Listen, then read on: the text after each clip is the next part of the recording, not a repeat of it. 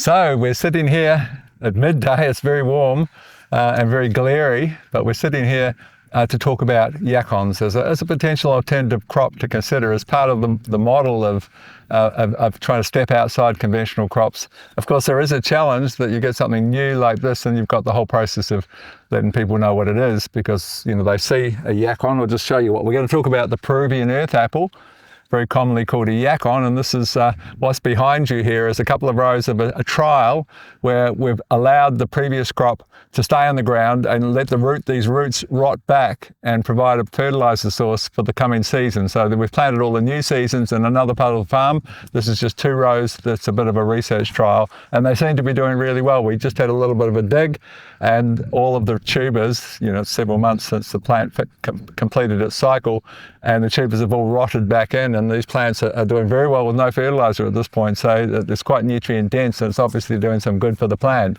And they're all rotten back in. They've all disappeared basically. Yeah, they've disappeared into the soil, and the soil looks quite nice under them. We just had a little bit of a dig to dig up. We went down and found one of these left in the cold room. It's the end of the season. So the story on them, quite simply, is that they really are, it's used loosely, the term superfood, and the reality is that, it's used an abused term, but I think if you really wanted to, quantify a superfood, this one has to qualify for that, because it's the highest known source of prebiotics, and prebiotics is a huge story. Some are saying it's almost as important as probiotics.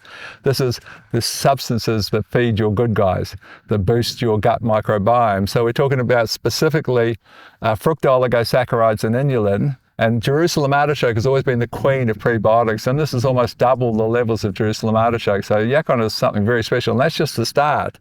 You've got a secondary factor relative to weight loss, and there's a study out of the US using 470 women, and the idea is you have a teaspoon of a concentrated source of Yacon, and we'll talk about how we can make concentrated sources, a teaspoon an hour before a meal, and in this case 470 women over 4 months, a teaspoon before lunch, a teaspoon before dinner, and they lost an average of 30 pounds, which is about 1 kilo per week in our terms, and nothing different other than, and I do it myself, I have it in my coffee as an alternative to sugar, because that's its other claim to fame: it doesn't spike blood sugar. So it's a wonderful way where you can have your cake and eat it too, if you're concerned about the negatives of blood sugar, and there are plenty of negatives associated with that. So wonderful sweetener, but it shuts down the hunger hormone ghrelin, and you just don't feel hungry. I have a couple of teaspoons in a flask full of coffee at work, and I can have a handful of nuts and I'm satisfied at lunchtime. So it's a really, really good tool from that perspective.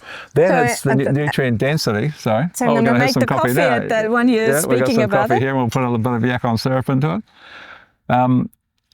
And then when we talk nutrient density and we talk particularly antioxidants, I mean, there's a whole market that we've yet to realize relative to the leaf. It's a very, very popular, Yacon leaf tea is very, very popular in South America, and it's really, really very, very high in antioxidants, and we've done nothing with that side of things. We've just utilized the dual income of the rhizomes, from which you can plant and grow, which you can sell, of course, and the roots themselves, the root vegetable. You don't grow from this, you grow from a little knobbly red thing, which there may be some laying around somewhere, that are called rhizomes, and that's the planting material. So those are your 2 income streams, but there is a third one, as we mentioned, with the leaf.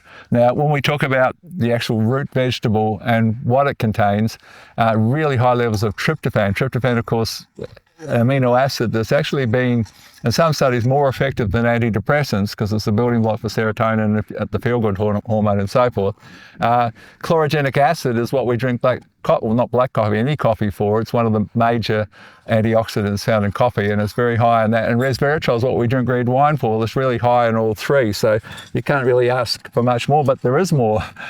Basically, it is very, very good. It's very, very high in soluble and insoluble fibre, and it has an effect very similar to, I think, even more profound than psyllium husks in terms of keeping you regular. And of course, the idea of pooing at least once a day is hugely important. If you're pooing every 2 days, you've got problems, and there's lots of issues with something called detoxification, where you can throw your hormones out of balance and so forth. Anyway, we won't go into that whole story. We're talking, and have been talking, and the point of Nutrition Farm is to demonstrate the idea of value adding, and we'll just give you some ideas relative to the potential of Yacons and the value adding story. And we'll begin with this powdered product. So this is a freeze-dried powder. We have a company that freeze-dries right where we're based in Yandina. And so we freeze dry the Yacon. We leave the skin on. Now, some people don't, but the skin, it's like in all cases, the skin actually contains a whole bunch of goodies. We just wash them thoroughly, and then they get freeze dried. And it takes 10 to 12 kilos to make, well, about 10 kilos to make 1 kilo of powder. So it's a super concentrated. So all those benefits we talked about, including the weight loss potential, the suite of antioxidants, and the massive prebiotic effect. And you put a heaped teaspoon on your cereal in the morning, and it's a really special thing. And it's quite sweet, of course, because the Yacon is an alternative sweetener. Now, taking that thing a step further, Claudia has sort of pioneered the idea of not for the world, but for us anyway, of making a Yacon syrup. We bought some tools to some big vats that will slowly boil it back.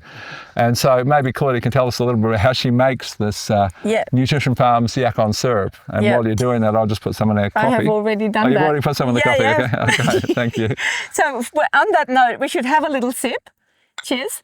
And Yacon syrup is my hero. Wow, that's beautiful. I mean, it's really nice. It's like maple syrup in your coffee if you want sweetness in your coffee. And it doesn't spike blood sugar, and it's got all of those benefits. One of them, unfortunately, if you have your coffee in the morning without it, you go to the toilet directly thereafter. Yeah. Okay, so tell us about how you do the Yacon. So because we have a great amount of enthusiasm in our farming, we tend to plant a lot of something, which has happened with the Yacon. And then it's like, oh, well, the world is not that receptive to the Yacon fruit itself yet. So because they haven't been taught enough, and it's been not really popular enough yet. Everyone sees this and thinks it's a sweet potato, but in actual fact, you just eat it raw. And do you want to have a bite, Carl? We'll get Carl, our famous Carl, to come in. We'll just peel this a bit. And basically it tastes like a cross between an apple and a pear. It's juicy. It's actually really nice. And of course, you've got all of that goodness. And you can bake it and you can cut it into fruit salads or green salads, but it's really nice just by itself raw.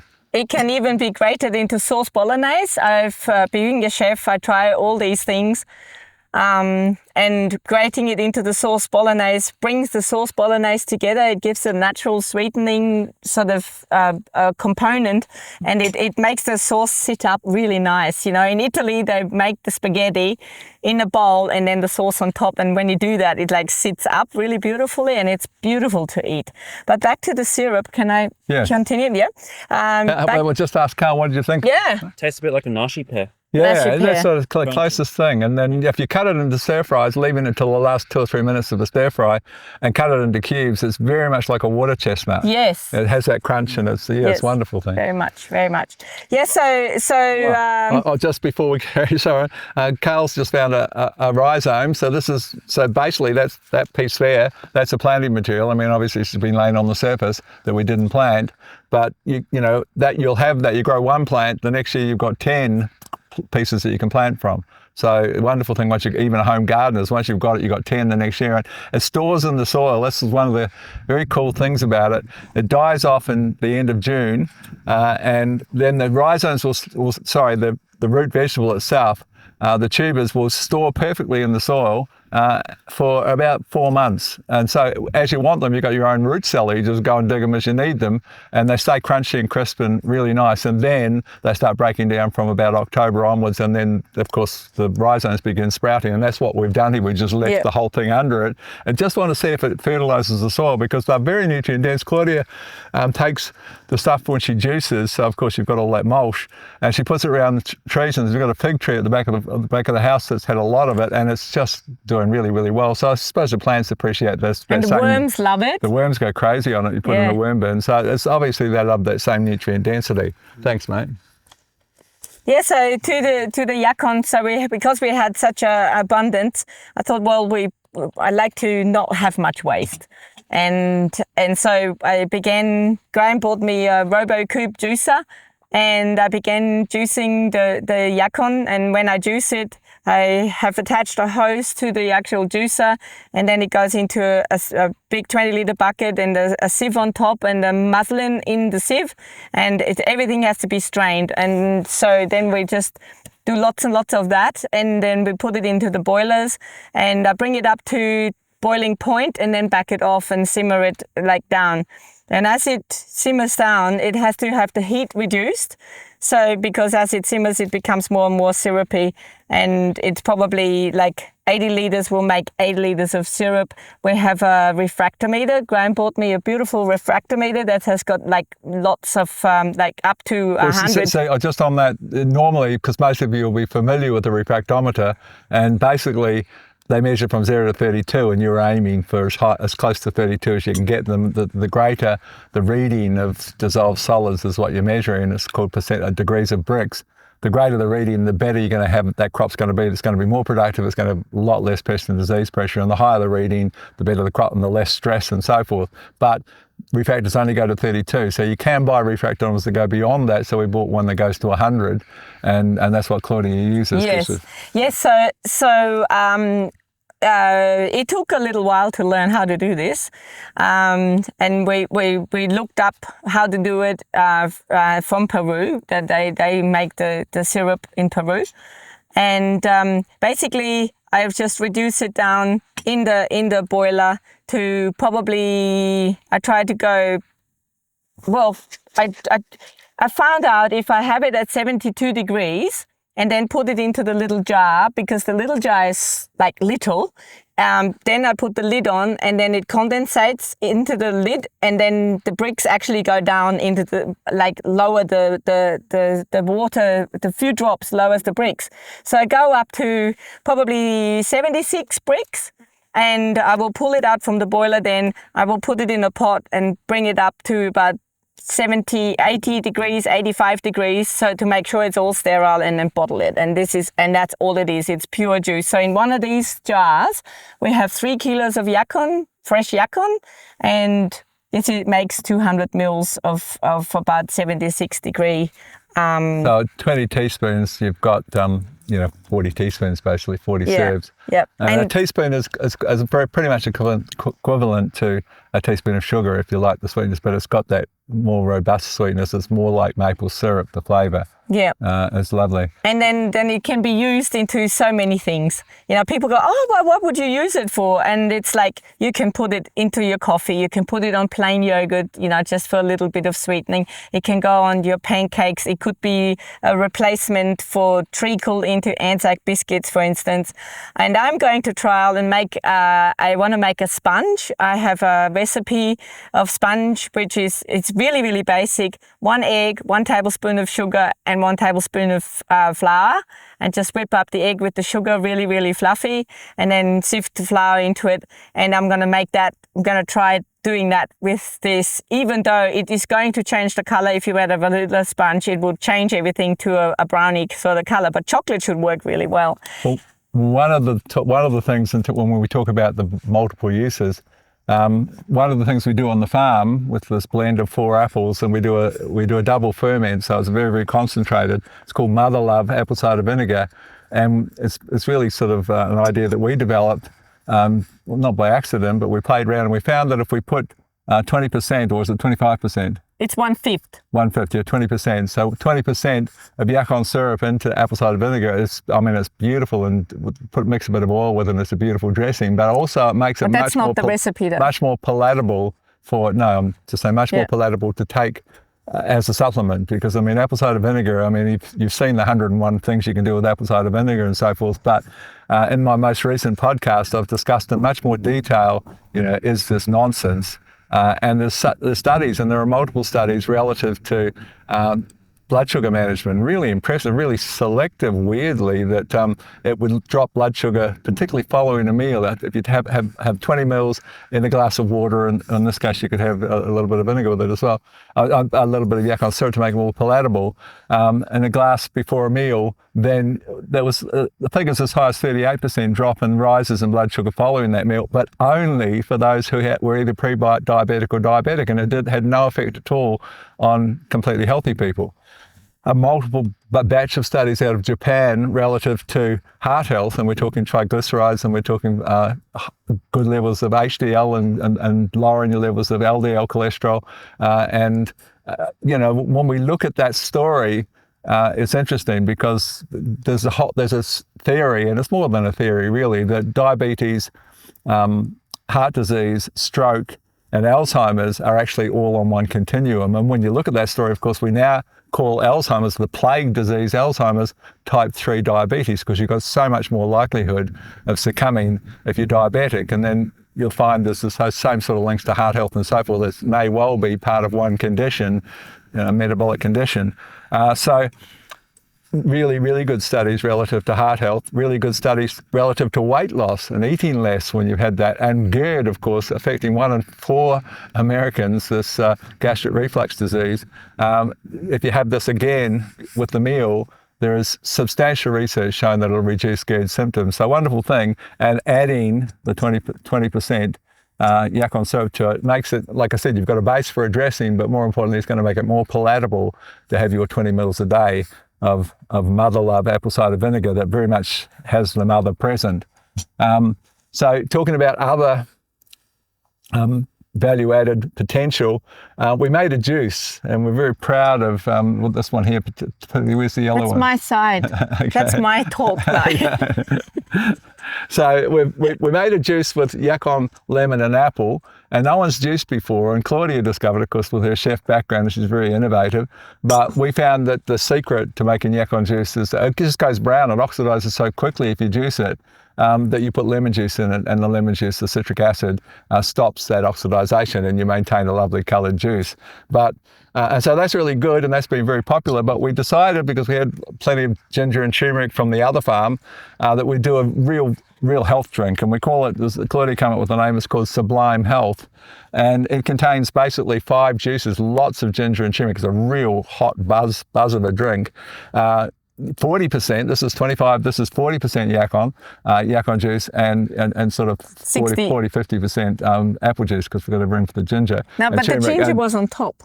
On top of that, yeah, it doesn't matter, but it's those kind of percentages, and some lemon juice again for that purpose. So apple, organic apple, or everything's organic, apple, ginger, turmeric, Yacon and lemon, and it's real. It's been so popular. It's been the most popular juice at the markets. Claudia was saying she's probably had close to 50 people taste it, and 49 of them were bought it, and the other person didn't like the taste of ginger. It is very strong, a ginger flavour if you like ginger. So what we're talking about, other than the fact that you've got this wonderful prebiotic drink that really should not be, well, you can't overdose it, but you take like 100 mils and you dilute that with 100 mils of sparkling mineral water, and it's delicious. A woman came back who bought 1 bottle. It's only been out for 2 weeks. She bought 4 bottles this week at the farmers markets yesterday, and said, this is the nicest drink, most refreshing drink I've ever had, and I feel really good from drinking it. But we're going to talk about another phenomenon, and a really, really handy health tip for you relative to the concept of combining a prebiotic and a probiotic. And here we're talking about the actual largest selling product in our human health range, and it's a product that's got my face on the side of it that I was involved in developing. But basically, it's a mix. We've used 6 cereal grains and organic cereal grains and 5 legumes, and we used a consortium of organisms dominated by multiple strains of lactobacillus to break down. So all the nutrients that were present in those grains and cereals are concentrated into this thing called biobubble. But the big story, of course, is the billions upon billions of organisms, and the huge diversity of those organisms. There's hundreds, literally, there's 417 different organisms. It's the most comprehensive probiotic that I actually know of. And you can do all sorts of things so that you can make your own sauerkraut. You call it biobubble sauerkraut, and fast tracks. It's only 3 days to make a sauerkraut instead of a month. But in this instance, what we're talking about is a concept called symbiotics, and it really is kind of the shining light in gut health, research-wise. And that's taking a prebiotic and combining with a probiotic, and that's what we're going to do. I just want to say, like, for instance, I feel that it's always, the proof of anything is to actually have it, and we do lots and lots of tasting at the markets, and when we can explain this to the people, they go, oh yeah, no, I have had a gut problem for many years, we can give them a taste of it, and then they go away with 1 bottle, and they have become regular customers. I've got one lady, and she comes and buys 3 bottles of Yacon and apple juice and 1 bottle of biobubble. Large one. She has, large one, and she does 50 mil into 100 mil of juice every day, and these are amazing. Like, they just come back and have it more and more and more, and it's wonderful. Young people too. Yeah, and people, of course, who've had antibiotics. The finding with antibiotics is that you need 6 months of probiotics just to get back where you started from. And there are many That's involved plenty, in integrative health who will confirm that, yeah, that's just a nice amount. Who will confirm it's usually 50 mils, so that's good. And so now we'll mix our 40% Yacon and all the other goodies in there, including the ginger and the turmeric, and we'll give it a little bit of a taste test here. Just pass that one. So I'll just empty a little bit of that because it might be a bit strong. That's it. Okay, that's our little symbiotic drink. Cheers. Let's Cheers. give you a little kiss for that.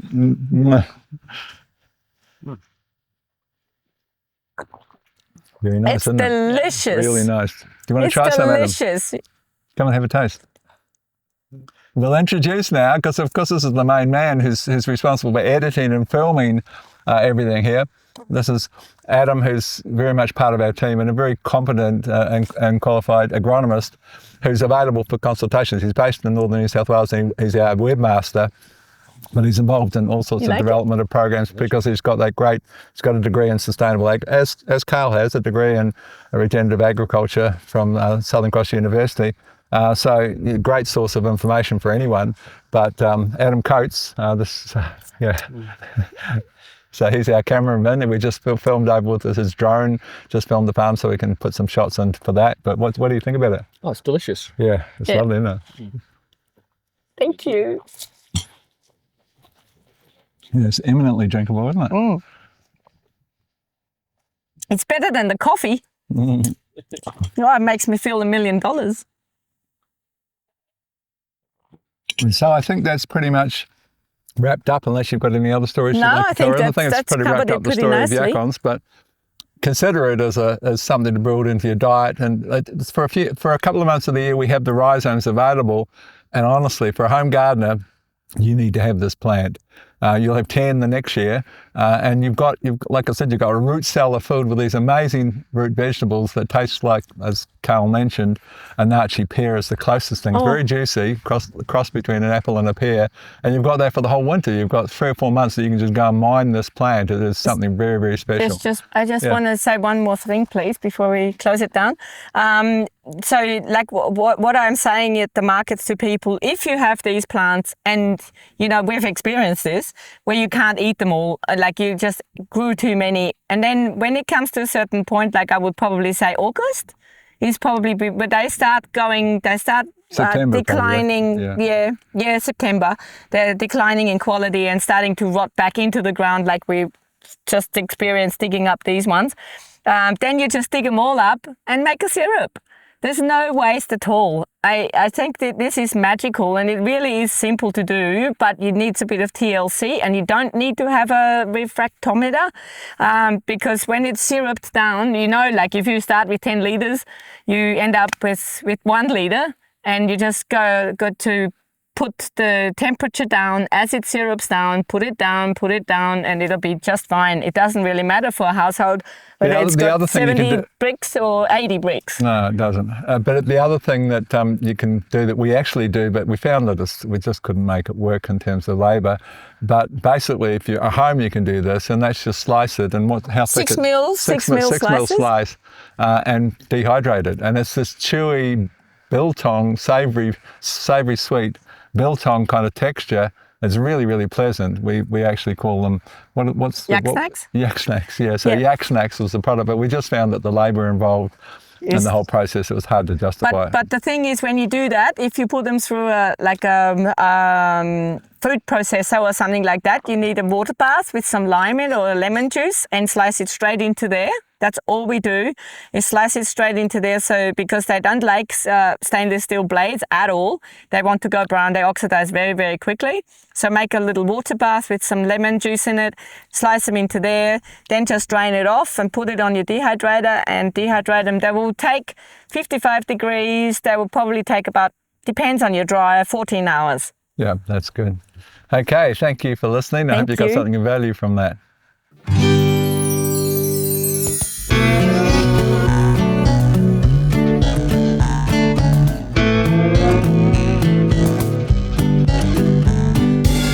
Bye.